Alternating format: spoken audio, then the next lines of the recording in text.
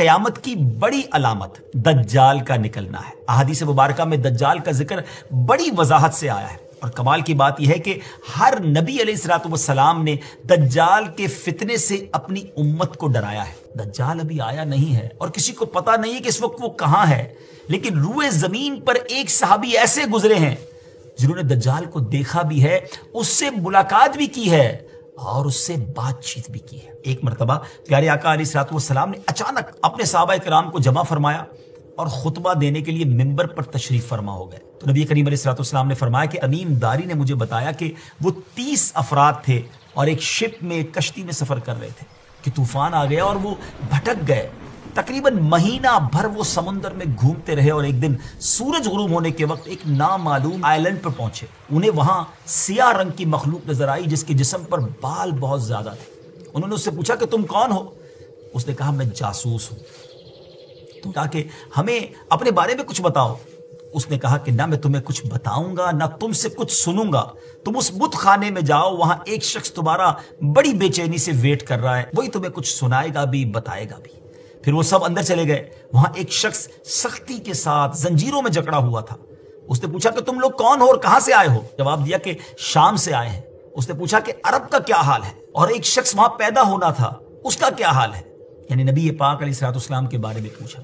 صحابہ کرام نے کہا کہ وہ اچھے حال میں ہیں اور ابتدا میں ان کی مخالفت ہوئی، مگر اب تو تمام عرب پر وہ غالب ہو گئے ہیں۔ اس نے کہا اچھا زغر کے چشمے کا کیا حال ہے؟ انہوں نے جواب دیا کہ وہ بھی اچھی حالت میں ہے، لوگ اس سے پانی پیتے ہیں، اس سے کھیتی باڑی بھی کرتے ہیں۔ پھر اس نے پوچھا کہ عمان اور بیسان کی کھجوروں کا کیا حال ہے؟ انہوں نے کہا کہ اس میں ہر سال پھل آتے ہیں۔ یہ سن کر اس شخص نے 3 چیخیں ماری اور بولا کہ میں دجال ہوں، کہتا ہے ان قریب میں آزاد ہو جاؤں گا اور زمین کا چپا چپا گھوموں گا اور اس کا کوئی حصہ نہیں چھوڑوں گا سوائے طیبہ کے، کیونکہ مجھ میں وہاں جانے کی طاقت، وہاں جانے کی پاور نہ ہوگی۔ نبی پاک علیہ الصلوۃ والسلام نے فرمایا کہ مجھے بہت خوشی ہوئی کیونکہ طیبہ یہی شہر ہے۔ بعض روایت کی روشنی میں یہ بات بھی کہی جاتی ہے کہ دجال کو حضرت سلیمان علیہ الصلوۃ والسلام نے قید کیا تھا، اور حدیث پاک کے مطابق یہ مشرق یعنی ایسٹ کی سائیڈ موجود ہے۔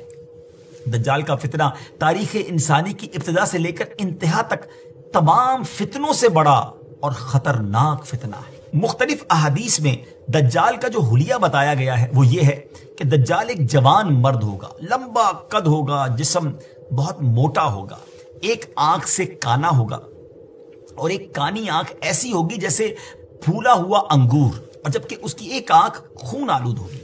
اس کا سینہ چوڑا ہوگا اور ذرا سا اندر کی طرف دھسا ہوا ہوگا۔ دجال کی پیشانی چوڑی ہوگی اور دونوں آنکھوں کے درمیان کاف فا را یعنی کافر لکھا ہوگا۔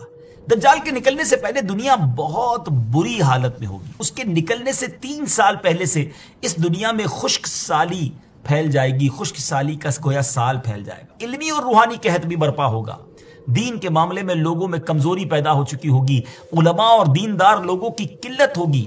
تب دجال ایسٹ کی سائڈ سے اصبہان یا خراسان نامی شہر سے نکلے گا اور زمین پر 40 دن رہے گا، جن میں سے ایک دن 1 سال کے برابر ہوگا، اور ایک دن 1 ماہ کے برابر، اور اگلا دن 1 ہفتے کے برابر، جبکہ باقی دن سال کے عام دنوں کی طرح ہوں گے۔